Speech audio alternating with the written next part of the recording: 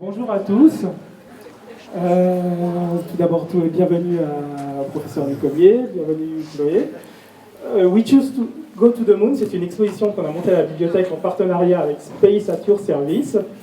Donc Space at Your Service va vous proposer aujourd'hui la deuxième conférence. Donc on organise 4 conférences toute la semaine.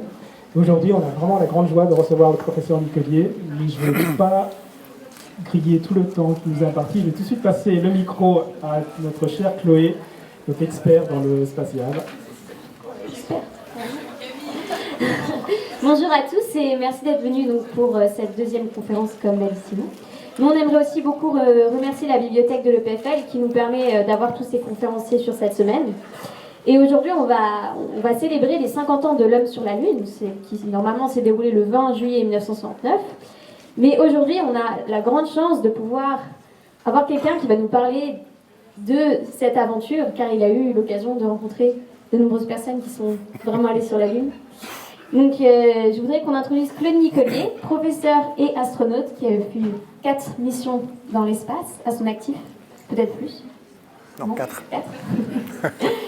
Donc, merci de l'accueillir pour sa présentation 50 ans de l'homme sur la Lune. Merci.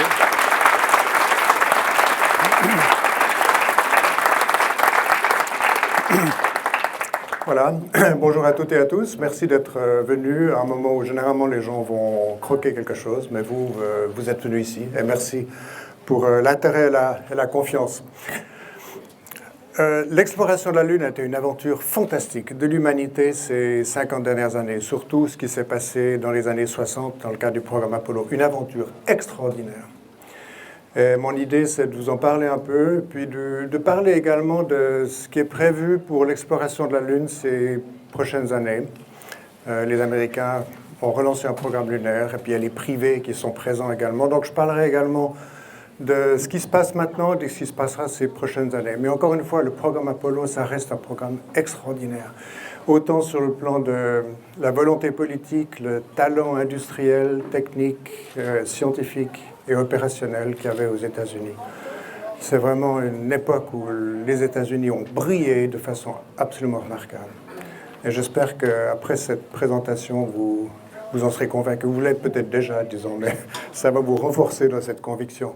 Alors, il y a beaucoup de lumière dans cette pièce. C'est un peu dommage parce qu'il y aura des images un peu sombres. L'espace est plutôt sombre. Mais voilà, on fait ce qu'on peut. J'aime beaucoup cette image du titre. C'était Apollo 15. Ils se sont posés dans un endroit relativement accidenté, comme vous voyez. Le module lunaire est un petit peu penché. Ce qui causait toujours des inquiétudes, parce qu'il ne faut pas oublier qu'après l'alunissage et puis les pas des hommes sur la Lune, il n'y avait pas de femmes dans le programme spatial à l'époque, il y en a maintenant. Il devait remonter avec l'étage supérieur du module lunaire que vous voyez là. Puis quand c'est penché, on n'aime pas tellement, mais ça passait quand même. Il y avait une certaine tolérance. Mais cette image, je la trouve impressionnante. C'était tellement l'esprit de cette extraordinaire aventure. Voilà. Alors, la Lune était depuis très longtemps une destination de rêve. Bon, ça a commencé il y a très longtemps, mais il y a eu l'époque de Jules Verne, à la fin du 19e. Où l'idée c'était de lancer un boulet avec un gros canon qui d'ailleurs était installé en Floride. C'est clair que techniquement ça n'aurait pas bien marché, ça n'a jamais été fait de cette manière. Par la suite on a plutôt utilisé des fusées. Ça marche le son? Ouais. Et puis il y a eu ces magnifiques ouvrages d'Hergé, Objectif Lune et On a marché sur la Lune. Pour moi, ces 2 livres ont été une source d'inspiration extraordinaire. Quand j'avais 10 ans, c'était en 1954, donc c'était avant le lancement du premier satellite artificiel autour de la Terre. Puis ces images sont fantastiques. Et le talent d'Hergé, et puis vous voyez, les mers lunaires sont reproduits de façon très fidèle, donc il n'a pas dessiné n'importe quoi. Ça, c'est, comme vous savez tous, c'est la mer des crises, la mer de la tranquillité, la mer de la sérénité. Magnifique. Compris, nous attendons vos instructions. Alors, ce rêve d'aller sur la Lune est devenu possible dans le cadre du programme Apollo lancé aux États-Unis. Au début des années 60, dans ce climat de guerre froide entre États-Unis et Union soviétique, après les succès des Soviétiques, les Américains ont décidé de lancer un programme lunaire. Il y a eu ce splendide discours du président Kennedy en septembre 62 à l'université de Rice à Houston. C'était à l'époque où le président des États-Unis ne dirigeait pas des tweets, mais des décisions très fortes et puis des discours splendides comme celui-là. We choose to go to the moon. We choose to go to the moon in this decade not because it is easy, but because it is hard. On le fait parce que c'est difficile. Because that goal will serve to measure, organize and measure the best of our energies and skills. Et Dieu sait s'il y avait des talents qui étaient disponibles et prêts à être mis en route pour ce magnifique programme. Ce discours est splendide. Le plus beau discours d'un politicien de ces dernières décennies. Je n'ai pas été regardé très loin dans l'histoire du passé, mais c'est un magnifique discours. Et c'était véritablement l'étincelle qui a lancé le programme Apollo. Et Dieu sait si c'était difficile. La décision avait été prise au niveau du Congrès, c'était à peu près une année avant, c'était en 61, quelques semaines seulement après le vol de Yuri Gagarin. Un vol autour, une orbite autour de la Terre. On craignait pour la santé et pour la vie de Gagarin, on ne savait pas comment l'organisme humain allait réagir à l'état d'apesanteur. Et puis quelques semaines plus tard, décision du programme lunaire, ce discours a été prononcé quelques temps plus tard. Magnifique. Alors bon, le programme s'est déroulé dans les années 60. Il y a eu une étape tragique, c'est Apollo 1, l'incendie dans la capsule Apollo 1 avec 3 astronautes du programme Apollo qui ont perdu la vie. Mais c'est ça, c'est un programme d'exploration difficile. Il fallait faire des expériences, tenter sa chance. Bon, il se révélait qu'il y avait une atmosphère d'oxygène pur dans la capsule Apollo à cette époque. C'était fatal pour ces 3 membres d'équipage. Par la suite, c'était un mélange d'azote et d'oxygène comme notre atmosphère, ce qui rendait l'atmosphère beaucoup moins dangereuse. Et puis ça a suivi Apollo 7, puis Apollo 8, c'était une étape importante.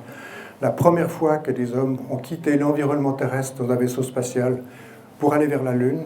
Ils ont fait le tour de la Lune, ils se sont mis en orbite autour de la Lune et sont rentrés. Cette photo est splendide. C'est vraiment une prise de conscience de notre position comme espèce humaine dans l'univers, sur une toute petite planète bleue et blanche. Et je connais un astronaute du programme Apollo qui disait qu'il pouvait cacher la Terre avec son pouce et que derrière son pouce, il y avait 6 milliards de personnes, il y avait toute l'histoire de la vie sur la Terre. C'est à peu près 3 milliards d'années dans le passé, toute l'histoire de l'humanité derrière son pouce. Magnifique. Alors, tout a été mis en place pour le premier alunissage en été 1969. Voilà l'équipage d'Apollo 11.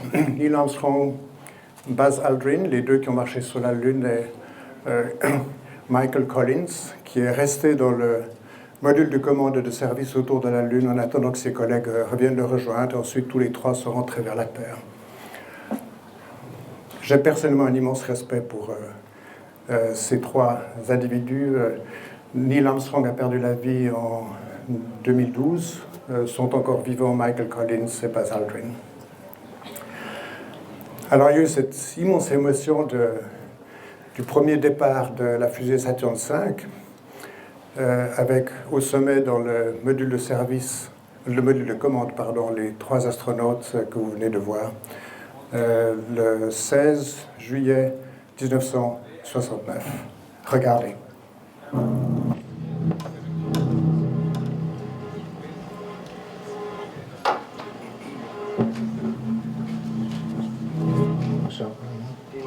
T-minus 15 seconds. Guidance is internal.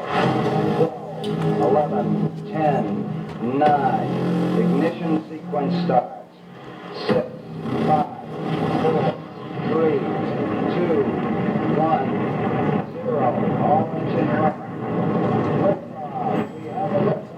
Ready. That's beyond.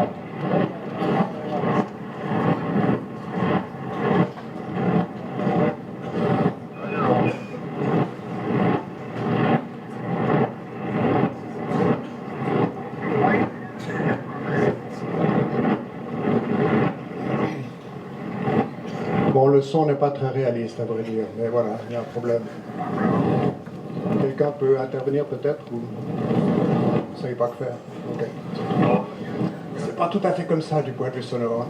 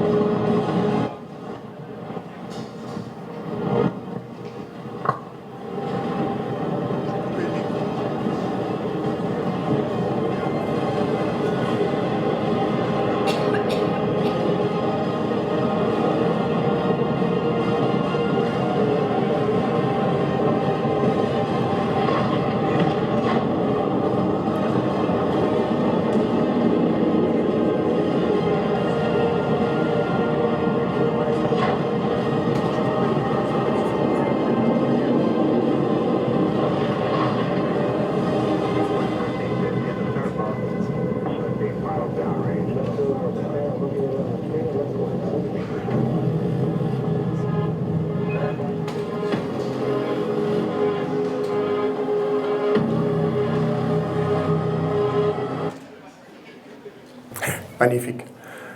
On vient de voir la séparation du deuxième étage. C'est une fusée à trois étages, Saturn V. Le troisième étage était celui qui, une fois en orbite autour de la Terre, sur l'orbite de Park, donnait une impulsion, c'est un certain delta V, une augmentation de la vitesse pour partir en direction de la Lune. Mais ces images sont magnifiques. Quelle émotion, ce départ de Saturn V, cette immense fusée avec 3 personnes au sommet à destination Lune. Alors, très brièvement, vous savez peut-être déjà tout ça, mais juste pour le répéter, vous avez la Terre, la Lune. Ça, c'est la Lune est à peu près ici au moment du départ. Elle tourne, quand on regarde depuis le nord, dans le sens contraire des aiguilles de la montre. Orbite de Park, ensuite il y a une impulsion T, Translunar Injection, qui permet d'aller en direction de la Lune. On arrive ici, là il faut faire un coup de frein de l'autre côté de la Lune pour se mettre en orbite autour de notre satellite, séparation du module lunaire et descente vers la surface de la Lune du côté de la Terre. Et c'était juste après le lever du Soleil. Vous savez tous que le jour sur la Lune dure 14 de nos jours, 14 fois 24 heures, parce que la Lune tourne sur elle-même en 28 jours. Mais l'idée, c'était toujours de se poser peu après le lever du Soleil pour avoir un Soleil assez rasant, pour avoir une meilleure estimation du relief au moment de poser le module lunaire. Et ensuite, une fois que l'opération sur le sol lunaire, c'était relativement court pour Apollo 11, l'idée, c'était pas de faire une sortie extravéhiculaire de plusieurs heures, ça aurait resté 2 heures seulement sur la surface, collecter quelques échantillons de la Terre lunaire et des cailloux. Ils sont rentrés dans l'étage supérieur du module lunaire. Ils sont repartis en direction de l'orbite lunaire pour retrouver leur collègue Mike Collins dans le module commande de service. Et ensuite, de nouveau, une impulsion pour retourner vers la Terre et un splashdown dans l'océan Pacifique. Voilà le scénario. Un scénario courageux, finalement. Imaginer un pareil scénario, ce n'était pas une chose facile, mais c'est la conclusion à laquelle la NASA était arrivée quelques années auparavant. C'était le meilleur scénario qu'ils pouvaient mettre en place pour ces alunissages. Alors, juste pour revenir sur la phase finale de l'alunissage qui est là, donc séparation du module lunaire. Le module lunaire est équipé d'un moteur. Il s'agissait de faire un petit coup de frein, donner un petit coup de frein de façon à se mettre sur une orbite elliptique qui allait avoir son périlune, le point le plus proche de la Lune, de l'orbite elliptique, à cet endroit-là. Et c'était une trajectoire libre, selon les lois de Newton, on peut dire. Mais étant donné qu'il n'y a pas d'atmosphère autour de la Lune, il n'y avait pas de possibilité de freinage dans l'atmosphère lunaire, comme c'est le cas pour la rentrée du module de commande et de service Apollo quand ils sont rentrés vers la Terre, ou bien la navette spatiale. Elle descendait, puis le freinage était dû à l'effet de l'atmosphère. Là, il n'y a pas de freinage de l'atmosphère lunaire parce qu'il n'y en a pas. Alors, on voit ici le module lunaire qui arrive au périlune, au point le plus proche de la surface de la Lune, sur son orbite elliptique. Et puis là, il fallait mettre à feu le moteur. Il y avait un seul moteur, il n'y a pas de redondance là. De façon à freiner, puis de plus en plus, le module lunaire prenait une position verticale jusqu'à ce qu'il se pose à la verticale, à l'endroit choisi ici, avec des réserves de carburant extrêmement faibles. Vous allez voir une vidéo de l'alunissage en temps 1 minute. Ça, c'est l'équipage sol à Houston qui donne cette information. Il y a 1 minute de carburant, ils sont à peu près à 30 mètres sur le sol. Puis juste avant qu'ils se posent, on entend 30 seconds, il reste 30 secondes de carburant. Dans l'étage inférieur, c'est clair, l'étage inférieur du module lunaire, il est évident qu'ils avaient toujours la possibilité, au cas où ça n'allait pas marcher, de repartir avec l'étage supérieur du module lunaire qui leur aurait permis de retrouver Mike Collins en orbite autour de la Lune. Mais l'idée, c'était de se poser sur la Lune, mais c'était vraiment comme ça. D'ailleurs, dans le spatial, c'est très souvent comme ça. Avec la navette spatiale, quand on montait en orbite, après 8 minutes et demie, on avait Main Engine Cut-Off, la coupure des moteurs principaux. Il restait de l'ordre de grandeur de 1% du carburant dans le réservoir. C'était 7 tonnes d'oxygène et d'hydrogène liquide, mais c'était 1%. Alors voilà, je voulais expliquer un petit peu ce scénario. Donc, encore une fois, on se met sur l'orbite elliptique, périlune, et là, on doit mettre à feu le moteur. Et puis, il y a ce retournement, vous verrez dans la vidéo qui suit. Initialement, les fenêtres permettant à l'équipage du module lunaire de voir à l'extérieur sont orientées vers le bas, puis on voit la Lune qui défile. Puis, de plus en plus, ils viennent à la verticale, et ils font une manœuvre de 180 degrés pour mettre les fenêtres devant de façon qu'ils puissent voir où ils vont se poser. Donc vous aurez le 180 degree roll maneuver que vous allez voir. Vous êtes prêts pour l'alunissage? Allons-y. Ça c'est la Terre. On entend... Voilà, je vais éteindre ici. On entend les communications entre Houston et puis l'équipe. Radar up front window.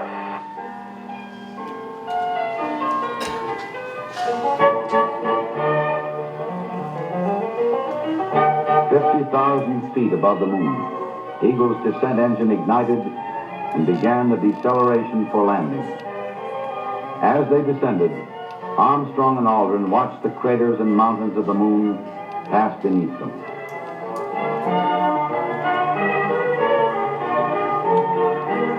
Go for landing, over. La musique classique était rajoutée, c'est pas d'origine, mais c'est magnifique.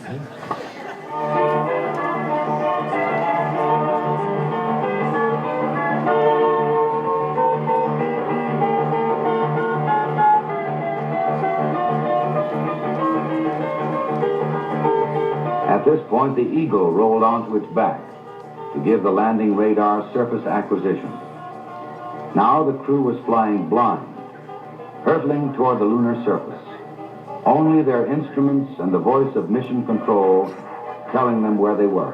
Vous allez entendre la voix tout à fait calme de la communication avec le sol. C'est extraordinaire, c'est un moment tellement d'émotion, mais les voix sont... 100 feet, 3.5 down, 9 forward. 5%. How many bites? 75 feet. That's looking good, down a half. 6 forward. 60 seconds. Lights on. 6. Down 2.5. Forward. Forward. 40 feet, down 2.5. 30 feet, 2.5 down. Straight shadow. 4 forward, 4 forward, drift into the right a little. 6, down a half, 30 seconds forward, just picking up some dust. Got the shadow out there. Contact light. Okay, engine stop. We copy you down, Eagle. Listen, Tranquility Base here. The Eagle has landed. Roger, Tranquility. We copy you on the ground. You got a bunch of guys about to turn blue. We're breathing again. Thanks a lot.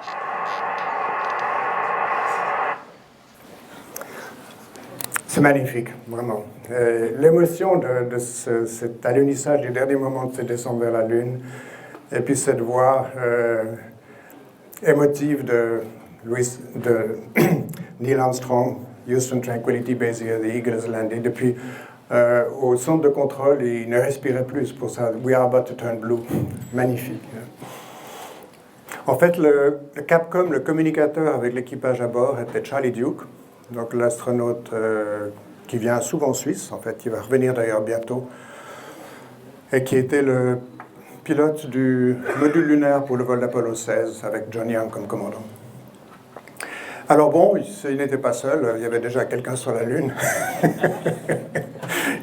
Ils ont été accueillis par Tintin Milou, le capitaine Haddock et Tournesol, à leur arrivée sur la Lune. Magnifique dessin d'Hergé, je trouve ça splendide.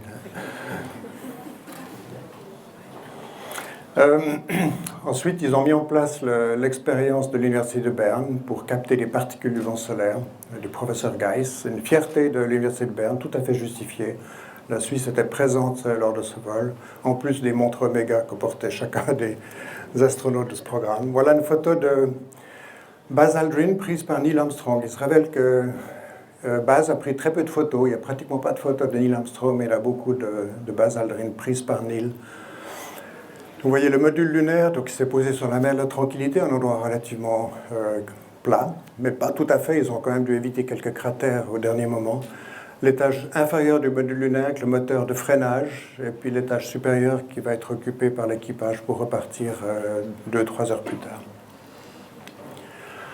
Alors, juste pour vous présenter les membres d'équipage, encore une fois, et ces photos présentent bien, en fait, je dirais, les personnalités de ces deux marcheurs lunaires. Neil Armstrong, un homme extraordinairement talentueux, calme, qui avait prouvé à de nombreuses reprises dans sa carrière de pilote d'essai et d'astronaute qu'il avait du sang-froid.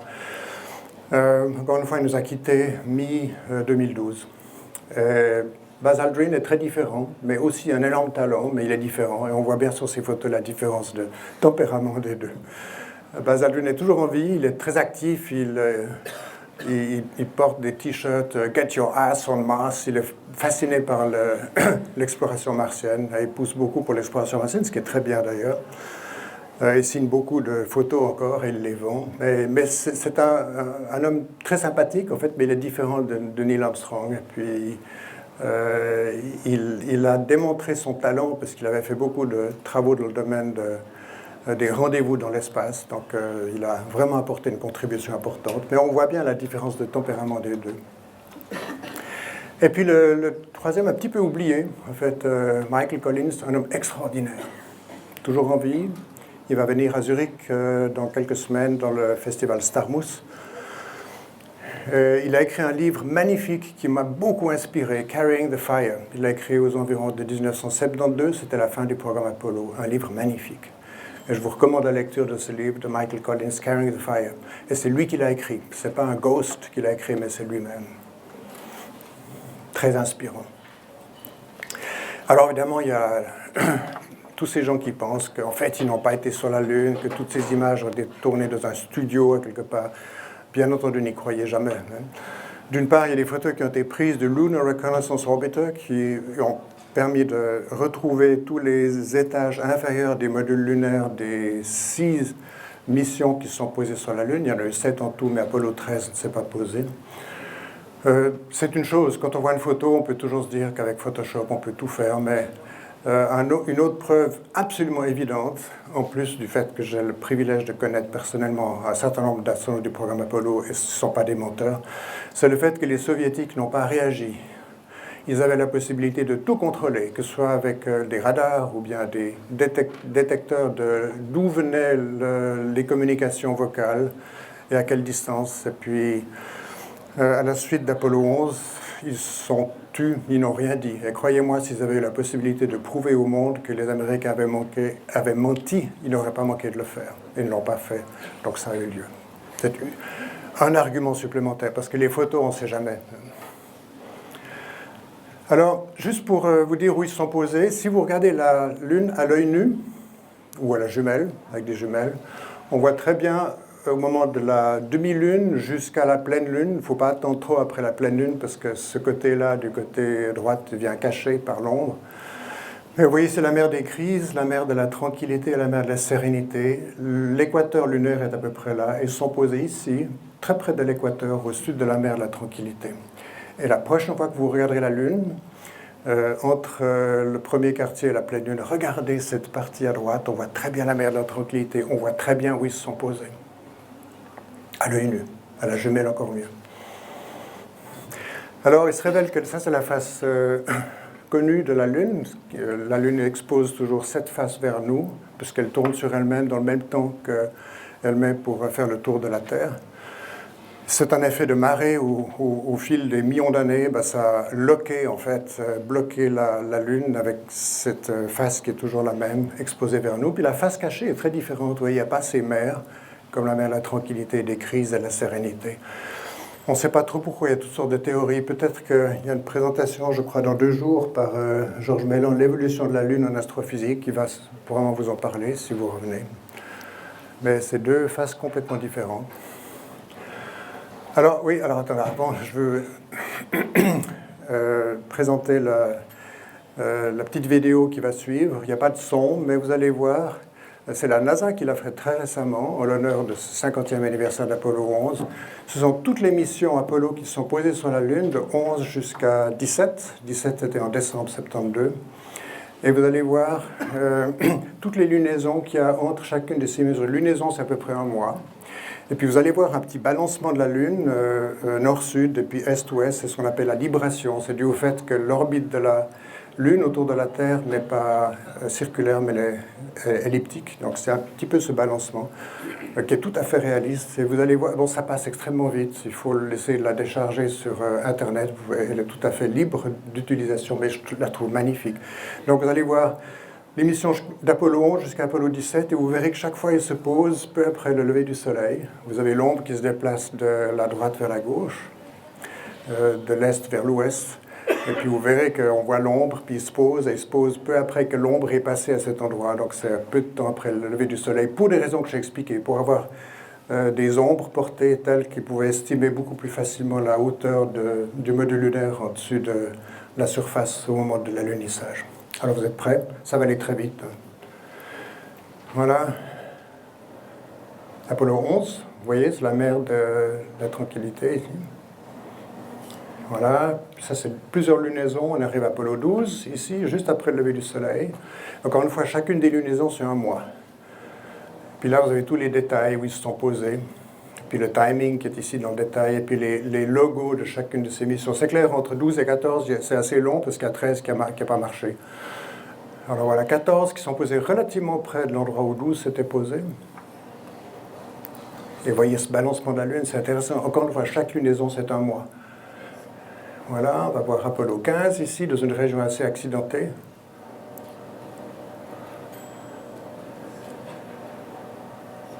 Et voilà, ça reprend.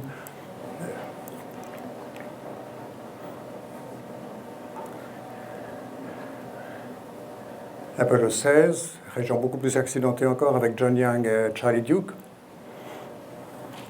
Puis vous voyez qu'ils sont restés relativement longtemps sur la surface, c'est pour ça que ça met un petit peu de temps, puis après ça reprend le balancement, encore une fois, chaque lunaison c'est un mois. Et puis le dernier, Apollo 17, ici, au nord de l'endroit où Apollo 11 s'était posé, et plus loin de l'équateur. Voilà, très belle vidéo, et c'est toute pleine de renseignements, et puis les images de la Lune sont obtenues par le Lunar Reconnaissance Orbiter, c'est des images extrêmement fines. Alors, je ne vais pas raconter chaque mission, c'est clair, mais quelques highlights. Apollo 13, en route vers la Lune, explosion d'un réservoir d'oxygène dans le module de service, bang, relativement près de la Lune, ils étaient vraiment en route vers notre satellite naturel avant de se mettre en orbite autour de lui. Et ce qui m'a toujours beaucoup frappé dans cet incident d'Apollo 13, c'est Jim Lovell, le commandant, 30 secondes après que ça arrive, bang, imaginez près de la Lune, à 300 000 km de la Terre. Houston, we have a problem. Et ça, c'est très typique des astronautes. On est entraîné à faire ça. Quand les choses vont vraiment mal, on ne panique pas, mais on continue de garder une voix calme et on essaie de résoudre le problème. Mais je dirais que ces quelques mots de Jim Lovell sont tout à fait symptomatiques de cet esprit. Et puis toute l'équipe Sol, sous la direction de Gene Kranz, qui était le flight director, le directeur de vol, qui est le chef de la mission. Ce n'était pas le commandant à bord du vaisseau spatial, le chef, mais c'était le flight director. Il a rassemblé son équipe dans la salle de contrôle, puis il a dit « We're going to save the crew, and failure is not an option ». Donc c'est tous les directeurs de vol que j'ai eu l'occasion de connaître. Je connais Gene Kranz lui-même, et d'autres qui ont été les flight directors de mes vols dans la navette. C'était toujours des gens extraordinaires. Des qualités de leadership, ça c'est vraiment le symbole d'un leadership à de très haut niveau. Failure is not an option. Beaucoup de talents techniques, scientifiques, mais ils savent aussi gérer l'équipe avec un climat de confiance et de respect qui est total. Magnifique. Gene Kranz. He's a giant for me. Ah oui, alors attendez, oui, Apollo 15, Dave Scott était le commandant, puis il a voulu faire la preuve de la loi de la chute des corps de Galilée. Alors, vous savez, la loi est la suivante: si vous avez un marteau et une plume, en absence d'atmosphère, vous lâchez les deux, ils vont tomber à la même accélération, respectivement vitesse, et ils vont arriver sur le sol au même moment. Dans l'atmosphère, ça ne marche pas bien parce que la plume, elle a tendance à être freinée par l'atmosphère. Alors Dave Scott s'est dit, on va faire ça sur la Lune, on va faire la démonstration sur la Lune, il n'y a pas d'atmosphère. Alors, très jolie petite vidéo qui montre Dave Scott qui fait la démonstration. Ce n'est pas de très haute résolution, mais c'est une belle vidéo. Vous êtes prêts? Let's go. Et puis, ce qui est amusant aussi, c'est qu'il parle de Galilée. Il dit « This guy in Galileo, a long time ago ». Donc c'est en même temps très américain, mais extrêmement touchant. Vous verrez.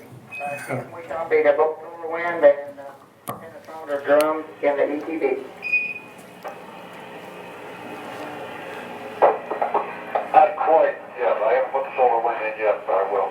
I want to watch this. A good picture there. I've got, Beautiful picture, Dave. well, in my left hand I have a feather. In my right hand a hammer. I guess one of the reasons we got here today was because of a gentleman named Galileo a long time ago who made a rather significant discovery about falling objects in gravity fields. And we thought that where would be a better place to confirm his findings than on the moon. And so we thought we'd try it here for you. The feather happens to be appropriately a falcon feather for our falcon. And I'll drop the two of them here and hopefully they'll hit the ground at the same time. How about that? Well, not good news that Mr. Galileo was correct. And he was fine.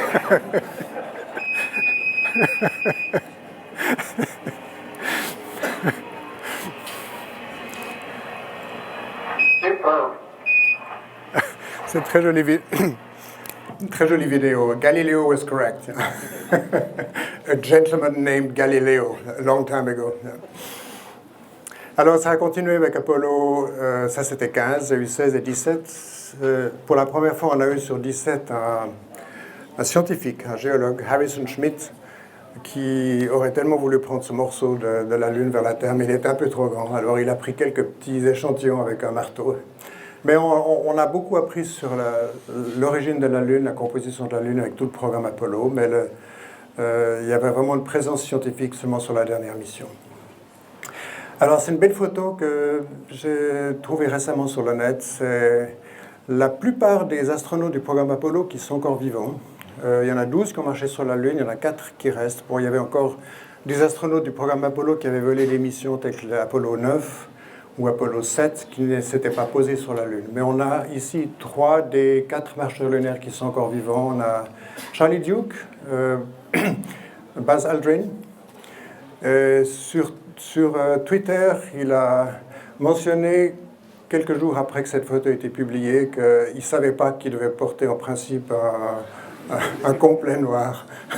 Alors il est habillé différemment, puis il a une chaussette rouge et blanche ici, comme la fusée de Tintin. Et puis Ralph Cunningham, Apollo 7, mais qui ne s'est pas posé sur la Lune. Warden, qui était le pilote du module de commande en orbite autour de la Lune pendant que ses 2 collègues marchaient sur la surface, dont Dave Scott, qui a fait l'expérience de Galilée. Schweikart, Apollo 9, ne s'est pas posé sur la Lune non plus. Voilà un autre marcheur lunaire, Harrison Schmitt, donc le géologue que vous avez vu sur l'image précédente. Michael Collins, encore une fois, un immense respect pour lui, un livre magnifique qu'il a écrit, qui était le pilote du module de commande pour Apollo 11. Et puis Fred Hayes, qui était sur Apollo 13. Il a eu la chance, il s'en est sorti. Donc on a 3 marcheurs lunaires ici sur les 4. Charlie Duke, Buzz Aldrin et Harrison Schmitt. Belle photo, ils sont tellement bien habillés. Là. C'était Explorers Club en mars cette année à New York. Alors, brièvement, les leçons d'Apollo, il y en a beaucoup, disons, mais j'ai essayé de sortir les plus importantes. Pour moi, la plus extraordinaire, c'est « If you really want it, you can do it ». If you really want it, you can do it. Ça paraissait pratiquement impossible de réaliser cette performance dans les années 60. C'est devenu possible parce qu'il y avait une volonté farouche d'y réussir. En plus, énormément de talent, c'est clair, mais beaucoup de volonté. Et je pense qu'on a des problèmes sur Terre, maintenant on a un tas de problèmes, mais si on a la volonté de réussir, de résoudre nos problèmes, on y arrive, mais il faut avoir la volonté de le faire.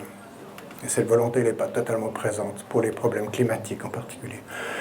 Et puis, une deuxième leçon, un véritable tremplin pour tous les autres programmes spatiaux qui ont suivi. Pour nous, dans le cadre du programme Navette, notre sentiment était « We were on the shoulders of giants ». On était sur les épaules de géants, et les géants, c'est ceux qui avaient réalisé le programme Apollo, aussi bien dans la salle de contrôle au sol que dans les véhicules spatiaux. Et puis la connaissance de la Lune et son origine, et ça vous en apprendrez plus si vous venez dans 2 jours à la conférence de Mélan. Il va en parler certainement. Alors, maintenant c'est différent. Les Américains, pendant la présidence d'Obama, ils voulaient bypasser la Lune et puis sortir de l'orbite terrestre basse avec des engins spatiaux habités, direction Mars. Mais le président Trump a signé du papier comme il fait, puis il montre, puis c'est une directive pour la NASA, comme quoi il faut que les Américains retournent sur la Lune. I want Americans back on the moon. C'était ces mots, et puis il se voyait sur le papier ici, puis il l'a signé. Alors voilà. Alors les Américains sont très respectueux des instructions de la présidence. Quand le président dit « je veux les Américains sur la Lune », la NASA tout de suite se met au travail pour réaliser cet objectif. Et plus récemment, il a été prononcé une échéance, à savoir fin 2014, donc dans les 5 ans qui suivent, ils veulent avoir des Américains sur la surface de la Lune. Alors bon, sur le net, vous trouvez toutes sortes de documents relatifs à ce projet de ramener des Américains sur la Lune avant fin 2014. Et ils ont appelé ce programme le programme Artemis. Artemis, c'est la sœur d'Apollo. Alors voilà le président Pence qui présente, ça c'est la directive présidentielle. Alors NASA est charged of landing the first American woman and the next American man on the South Pole. L'idée, c'est pas de retourner dans la région plutôt équatoriale de la Lune, mais dans la région du pôle sud, où il y a probablement de l'eau sous forme de glace dans des cratères, qui sont constamment à l'ombre.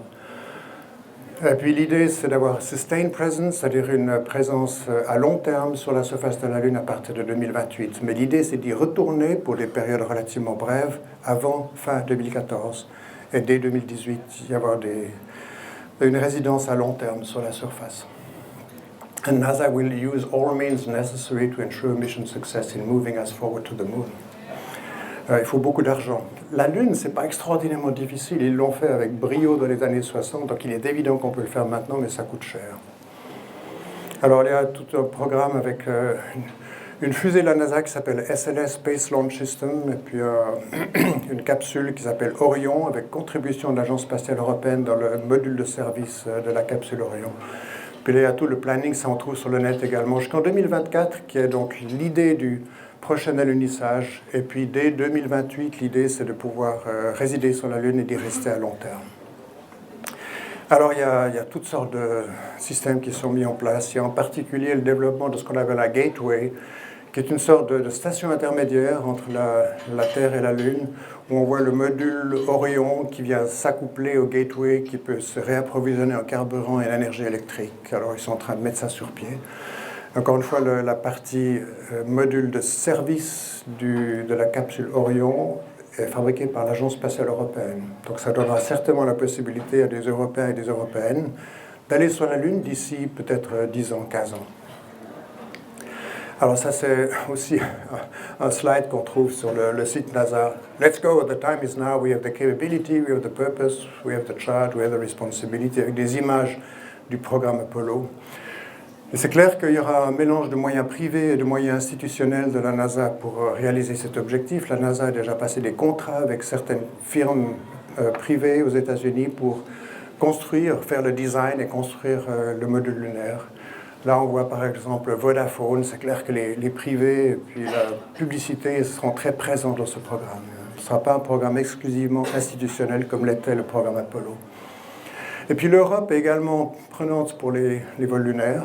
Bon, pas directement pour y aller, parce qu'on n'a pas encore les moyens, on n'a pas de fusée qui permet de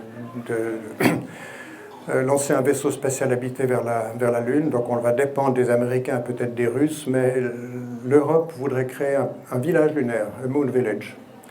C'est une idée du nouveau directeur général de l'ESA, Jan Werner, nationalité allemande, qui a lancé cette idée du village lunaire. Et puis, il y a évidemment les privés. Maintenant, je passe un peu dans le domaine du privé. Elon Musk, évidemment, celui qui est le plus actif dans le domaine de l'espace privé. Et j'étais au congrès de International Astronautical Federation à Adelaide, en Australie, en septembre 2017. Je suis venu assez tôt dans la salle parce qu'il y avait beaucoup de monde. Et j'ai pu prendre cette photo où on voit Elon Musk qui présentait sa prochaine fusée, le BFR, Big Falcon Rocket, qu'il a appelé entre-temps Starship, qui est un plus joli nom. Et puis, son idée, c'est que l'humanité va devenir un jour une espèce multiplanétaire, c'est-à-dire qu'on va se répandre dans le système solaire. Il a parlé, lors de la session précédente, c'était à Guadalajara, au Mexique, en 2016, d'amener 1 million de personnes sur la Lune dans l'espace de 50 ans, à peu près. Bon, il est fasciné par cette idée que l'humanité se répande dans le système solaire. Alors, il attire des touristes, c'est-à-dire des non-astronautes professionnels qui aimeraient s'offrir des voyages lointains dans l'espace. Et ça, c'est une version un peu plus élaborée de son Big Falcon Rocket ou de son Starship. Et puis, il a réussi à avoir un contrat avec un Japonais qui aimerait aller faire le tour de la Lune en 2023 ou peut-être 2024. Alors, j'ai une petite vidéo qui va suivre, qui est en anglais, qui montre ce Japonais, c'est un artiste qui non seulement veut aller lui-même, bon, il est multimilliardaire, il faudra beaucoup d'argent, ça va coûter quelques centaines de millions ce voyage. Et puis, il aimerait inviter de ses amis artistes pour ce voyage, ce qui est assez sympathique en fait. Il paye pour ses amis artistes, pas des ingénieurs ou des scientifiques, mais des artistes. Alors, vous êtes prêts? Ça, c'est vraiment cool cette vidéo, vous allez voir. I choose to go to the moon.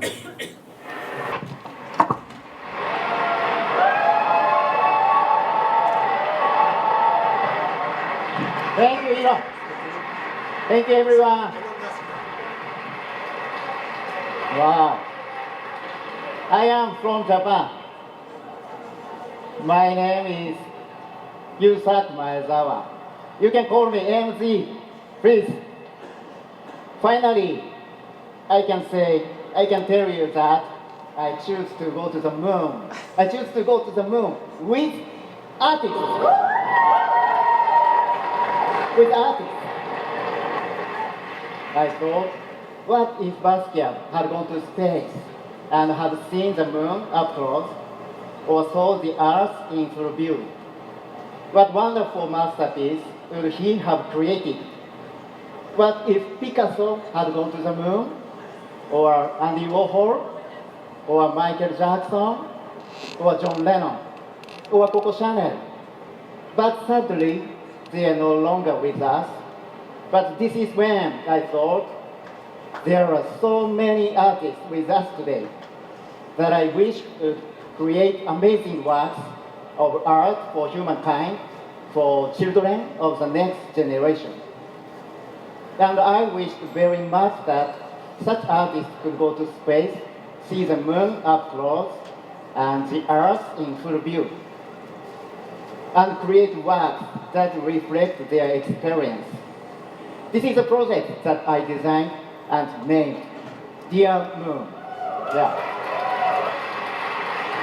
In 2023, as the host, I'd like to invite 6 to 8 artists from around the world to join me on this mission to the moon.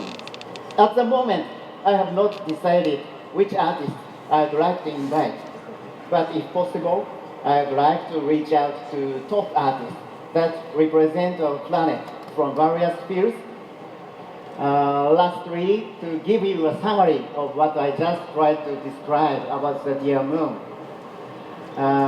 You can see the video from now, please.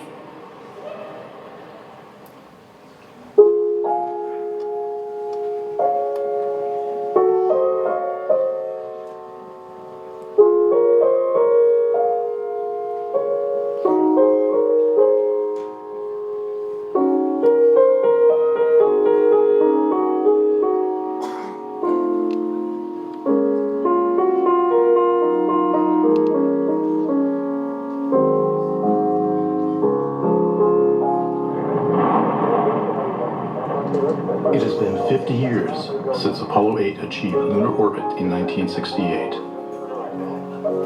The time has come for civilians to fly to the moon. In 2023, SpaceX will launch the world's first private lunar mission with its spacecraft, BFR. The first passenger will be Japanese entrepreneur Yusaku Maezawa, a globally renowned art collector who believes art has the power to promote world peace. Maezawa made a bold decision. A painter, photographer, musician, film director, fashion designer, Maezawa will invite artists that represent Earth on his journey to the moon. The distance to the moon is 240,000 miles.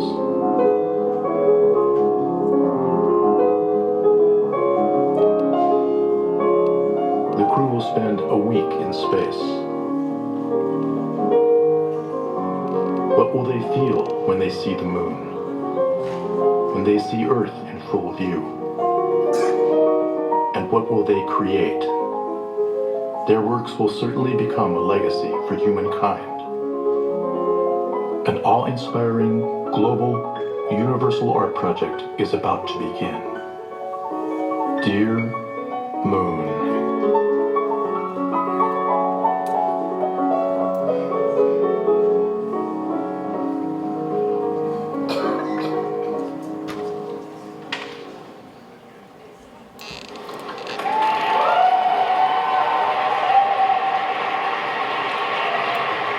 Thank you very much.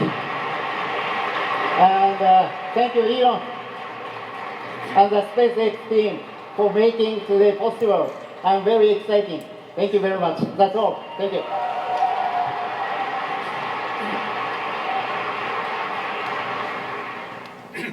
Mais finalement, j'aime assez ça, with love and respect for the moon.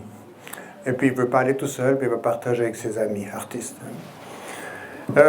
J'aimerais vous informer qu'il y a un événement à Zurich entre le 24 et le 29 juin, Starmus. Starmus 5, c'est la 5e version. Il y en a eu déjà à Tenerife et à Trondheim en Norvège il y a 2 ans. C'est une semaine complète où il y a de nombreux prix Nobel et des astronautes du programme Apollo et d'astronautes d'autres programmes aussi qui vont parler. Et le 2e jour, à savoir le 25 juin, l'après-midi, il y a une série de présentations par les astronautes du programme Apollo. Vous pouvez prendre des billets, il faut regarder sur www.starmus.com. Vous pouvez prendre des billets pour un seul jour, et ça, ce sera un jour extraordinaire. Vous avez Michael Collins, Al Warden, Charlie Duke, Harrison Schmitt, donc on aura 2 marcheurs lunaires qui vont parler. Jerry Griffin, un des flight directors du programme Apollo, et Rusty Schweikart d'Apollo 9. Donc une belle palette de présentations le 25 juin à Zurich. Regardez sur le site. Alors, j'aimerais vous montrer encore une toute petite vidéo. C'est un teaser pour un film qui a pour titre Apollo 11. J'ai vu la première au Musée des Transports il y a environ une semaine à Lucerne. C'est un très beau film, un film magnifique. C'est des images réelles qui ont été prises lors du programme Apollo, donc c'est plus un documentaire qu'autre chose, mais qui montre des images qui n'avaient jamais été montrées avant. C'est un teaser. Je vous recommande, il va sortir dans les salles de cinéma bientôt, ici en Romandie. Ça, c'est le grand véhicule qui transportait la fusée Saturn V vers le pas de tir. I'd like to know what you feel as far as responsibilities of reference. C'est la salle d'habillage avec Aldrin et Armstrong, magnifique. Relatively difficult to answer. It's a job that we collectively said that was possible and we could do. Mike Collins. The nation itself is backing us, so we just sincerely hope that we measure up to that.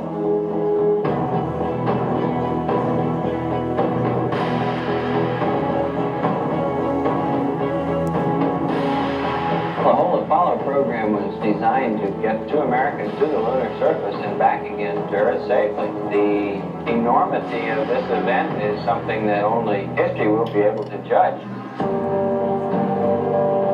Apollo 11 has very simply been given the mission of carrying men to the moon, landing them there, and bringing them safely back. Like the colors go down. No, I don't know. No, GNC, no. Surgeon, go. Back downward, go for landing. Here, go for landing, over. Go for landing.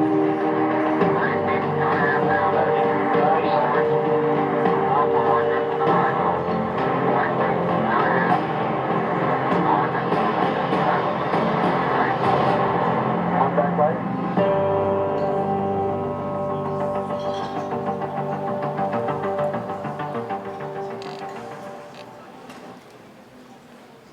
Coming soon.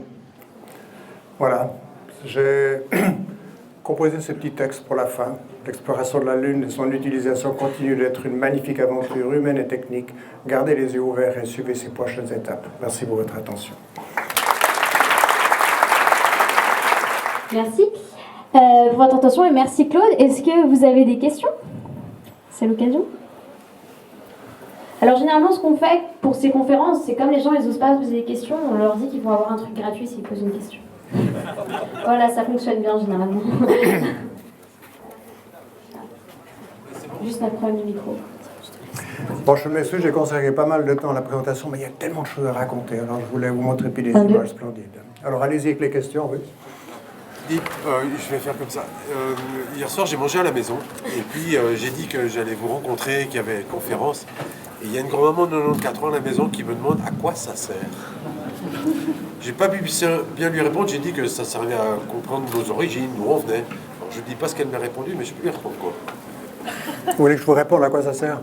Il me semble que j'ai répondu lors de cette présentation. En fait. J'ai la peine à rajouter beaucoup de choses. En fait. Mais moi, je vais lui dire que c'est une belle expérience, c'est merveilleux. Oui, mais c'est pas seulement une belle expérience, c'est l'humanité qui explore, qui trouve des choses, qui se dépasse soi-même. C'était vraiment un total dépassement de soi-même. Et ça, c'est une caractéristique humaine qui est extraordinaire. Oui. Bon, puis c'est cette idée aussi, cette projection de cette idée que si on veut faire quelque chose, on y arrive. Et ça, c'est une magnifique leçon en soi. Moi, je le suis complètement. C'est juste que ma grand-maman de l'autre côté. Oui, disons, je ne sais pas ce qu'il faut lui dire à elle spécifiquement, mais dites-lui que c'est une magnifique aventure, que c'est une réalisation d'un vieux rêve de l'humanité aussi. Et déjà, en soi, ça vaut la peine de le faire, pour cette raison. Merci beaucoup. De rien. J'avais une question à vous poser. En fait, je voulais savoir comment et pourquoi les 3 astronautes avaient été choisis, donc Aldrin, Armstrong et Collins. Pourquoi eux et pas d'autres? Et si j'ai bien compris, donc la mission Apollo 8 a été très proche de la Lune et ils n'ont pas fait partie de cette mission. Donc pourquoi c'est pas ces 3 d'Apollo 8 qui ont été choisis pour poser le pied sur la Lune? Bon, le choix des astronautes pour chaque mission, c'est très complexe. En fait, il y a des réunions entre le directeur de Johnson Space Center, l'administrateur de la NASA dans quelques cas, tous les instructeurs. Finalement, on est pendant longtemps à Houston. On fait de l'entraînement en T-38, c'est des avions réaction. On fait beaucoup d'entraînement de simulateurs, entraînement physique. Et puis, on est toujours observé. Et puis après quelques temps, les gens savent bien, ceux qui ont certaines caractéristiques, positives ou négatives, et puis ils se réunissent régulièrement pour choisir tel équipage pour telle mission. C'était une mission évidemment extrêmement critique, dangereuse. Il y avait des éléments tellement nouveaux. C'était une mission à très haut risque. Et ils ont pris ceux qui leur paraissaient être les meilleurs. Et tout spécialement, Neil Armstrong était bien connu pour être vraiment cool. On le voit d'ailleurs sur ces images, je dirais. Dans l'habillement, on voit Neil Armstrong et déjà en le voyant, on se dit ça c'est quelqu'un qu'on choisirait pour une mission dangereuse. Encore une fois, il y a toute une série de critères qui sont utilisés pour le choix de l'équipage, mais tout ça est maintenu très secret. Il n'y a pas de livre qui va être publié en disant pourquoi Armstrong, Aldrin et Collins ont été choisis, mais je dirais que d'une part ça a bien réussi, et puis aller voir déjà, on réalise que c'est un bon choix. Bonjour. Oui. Alors moi j'avais une question un peu à part. Je voulais savoir si est-ce que vous pensez que l'intelligence artificielle aujourd'hui va jouer un rôle dans la conquête de Mars ou de la Lune, et éventuellement comme on a des véhicules connectés autonomes aujourd'hui, est-ce qu'un jour ça pourrait être possible aussi pour la conquête spatiale? Oui, bon, j'essaie d'éviter le terme de conquête spatiale, parce que conquête, il y a une incidence militaire, c'est plutôt l'exploration de l'espace. Bon, c'est clair, l'intelligence artificielle et puis des robots intelligents, ce sera vraiment utile, parce que, comme on le sait, avec la commande des robots et des rovers qui sont sur la surface de Mars, le signal, il met entre 5 minutes et 20 minutes pour arriver là-bas, et puis le même temps pour revenir. Donc c'est très difficile d'avoir une exploration efficace en faisant des commandes depuis le sol. Si on a une intelligence artificielle bien conçue dans ces robots, ils vont pouvoir faire l'exploration eux-mêmes en fonction de certains objectifs qu'ils vont poursuivre.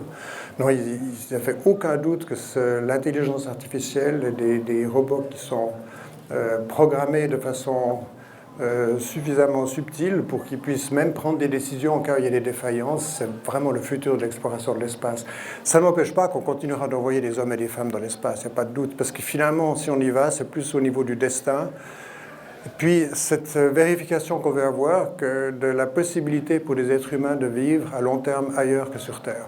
On ne va pas envoyer des hommes et des femmes sur Mars pour la science, mais parce que ça fait partie de notre destin d'étendre nos capacités et puis de vérifier, je pense que c'est une vérification essentielle, est-ce qu'on a la possibilité comme être humain de vivre à long terme sur un autre corps céleste que la Terre, avec des conditions de vie qui sont raisonnablement satisfaisantes. Si c'est de la survie tout le long et que les gens ont une espérance de vie extrêmement courte, parce que c'est à cause des rayons cosmiques et d'autres circonstances, dans ce cas-là, il ne faut pas espérer dans le futur amener des colonies humaines sur un autre corps céleste que la Terre. Mais si on voit qu'on a des moyens de vivre à long terme de façon relativement confortable et sûre sur Mars, ça vaut la peine de le faire. Ça, j'ai un peu étendu la réponse à votre question. Mais IA, l'intelligence artificielle, à coup sûr, mais on verra quand même des hommes et des femmes dans l'espace, pour la raison que j'ai mentionnée. Merci. Merci. Pour revenir au programme Apollo, statistiquement, quelles étaient leurs chances de revenir ou de ne pas revenir? Ça, c'est très difficile de dire. Alors, je peux pas. Je pense que Apollo 11, c'est quelque chose que... C'est un guess pour moi. Je dirais qu'il y avait à peu près une chance sur 3 de parvenir. En fait. C'était une mission extrêmement dangereuse, Apollo 11. Mais finalement, on réalise que toute l'architecture et le concept de mission qui avait été mis en place par des gens extrêmement talentueux, il était bon, parce que finalement, ça marchait à tous les coups. Même dans le cas d'Apollo 13, où il y a un problème majeur, ils ont réussi à sauver l'équipage. Donc le concept était bon. Mais malgré tout, pour la toute première mission, il y avait une grande crainte que la surface de la Lune ne permette pas un alunissage en douceur et que le module lunaire s'enfonce. C'est pour ça qu'il y avait ces grandes palettes en dessous de chacune des jambes du module lunaire. Et puis, le module lunaire était très peu redondant. Il y avait un seul moteur. Si le moteur ne fonctionnait pas au départ de la Lune pour retrouver le module de service et de commande, it was a bad day.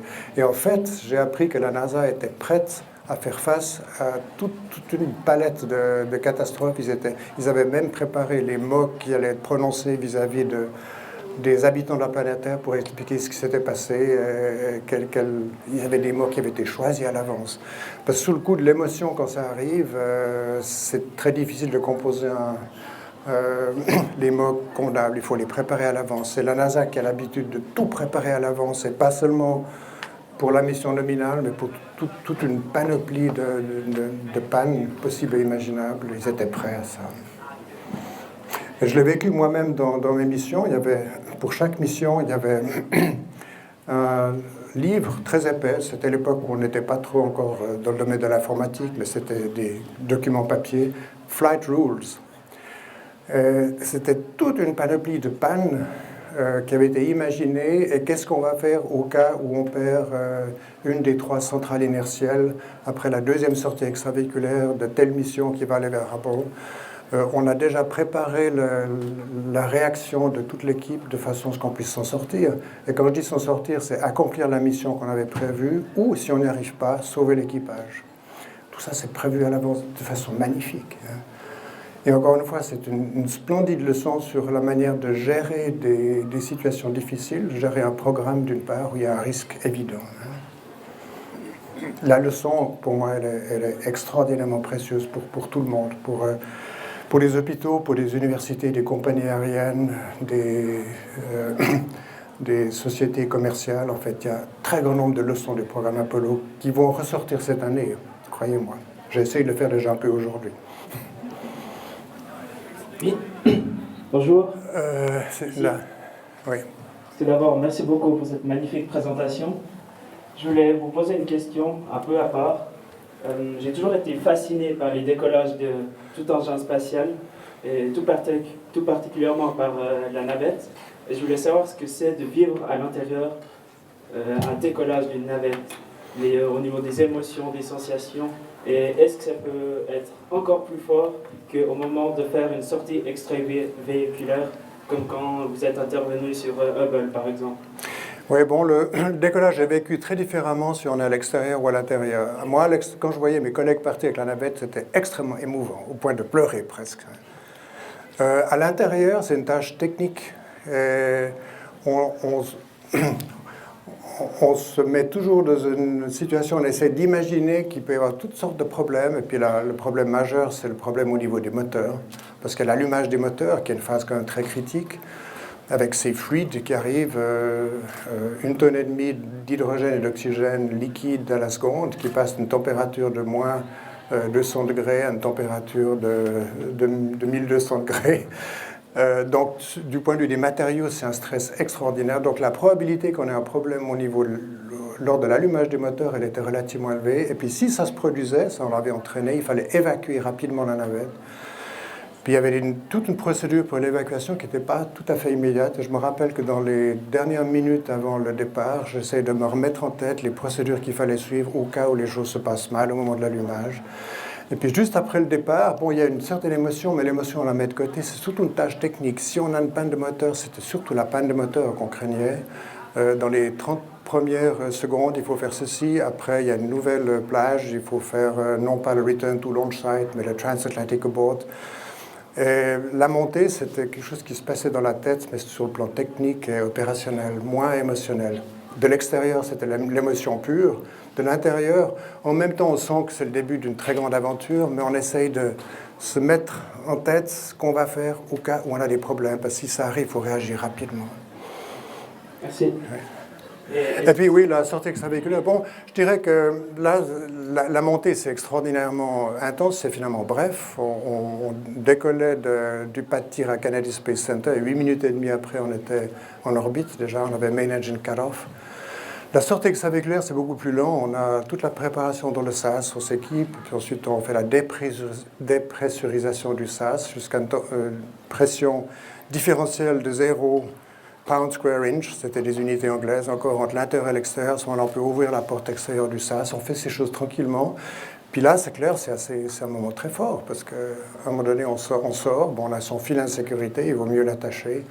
Mais là, on est tout à coup dans un environnement où on n'a plus de limites, en fait. Il n'y a rien, sauf un peu de matière interstellaire entre nous et puis les galaxies voisines.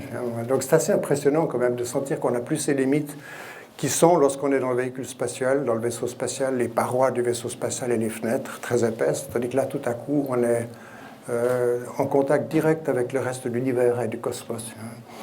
Mais là aussi, on a des procédures et puis on travaille de façon rigoureuse, systématique et disciplinée en fonction d'un objectif qu'on a à accomplir à chaque sortie extravéhiculaire.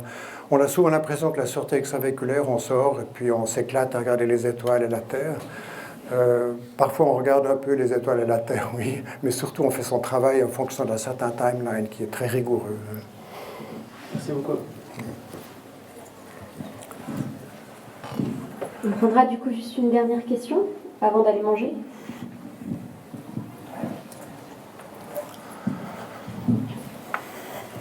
Vous avez très brièvement mentionné le changement climatique quand vous mentionnez que les astronautes sont très calmes face à des problèmes.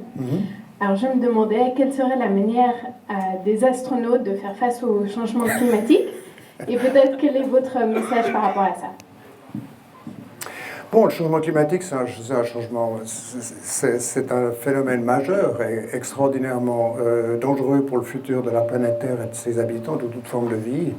Et c'est un problème à résoudre, il n'y a pas de doute. Bon, ça va être résolu sur le plan de la politique, des techniques, des industries, des moyens techniques qui nous permettront de nous en sortir.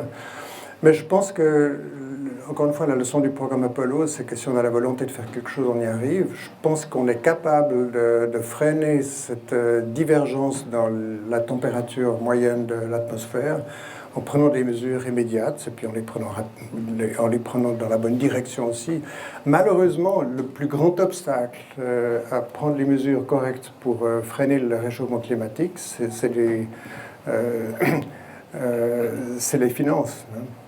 Il y a tellement de gens qui font tellement d'argent avec le système comme il est maintenant qu'ils n'ont pas envie de changer parce que ça va réduire leurs revenus. Je pense que c'est l'obstacle majeur et c'est ça qu'il faut réussir à freiner, cette tendance à vouloir faire de l'argent parce que l'extraction du pétrole et du gaz, ça rapporte tellement d'argent à tellement de personnes.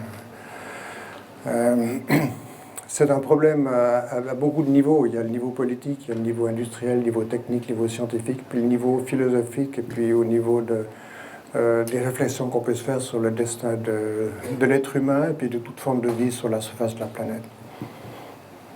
But if you really want it, you can do it.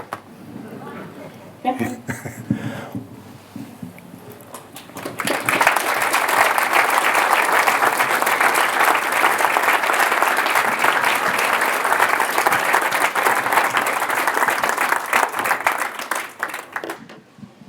Eh bien, merci beaucoup, cher professeur Nicolier. Merci beaucoup, Chloé, que je ne vois plus. Ah oui, qui est tout au fond. Je voulais juste rajouter 3 petits points. Je tenais aussi à vous inviter à venir voir l'exposition, car il y a 3 points que j'ai notés. Vous êtes fan de Tintin, si j'ai bien compris. On a notamment exposé la fusée Tintin. Vous allez retrouver aussi des planches DRG qui sont assez rares, des planches d'Apollo 12, publiées dans Paris Match. Donc on a réussi à trouver un numéro de Paris Match.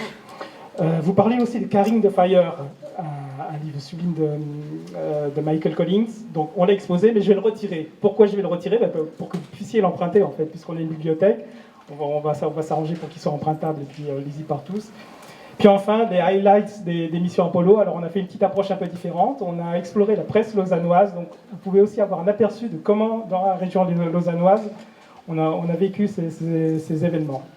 Voilà, en tout cas, je tenais vraiment à vous remercier. C'était vraiment un plaisir de découvrir ces images, toute cette émotion via cette présentation. Puis je vous invite aussi à partager un petit moment convivial. Voilà. Merci aussi à vous tous. Vous pouvez bien sûr aussi, vous êtes tous invités.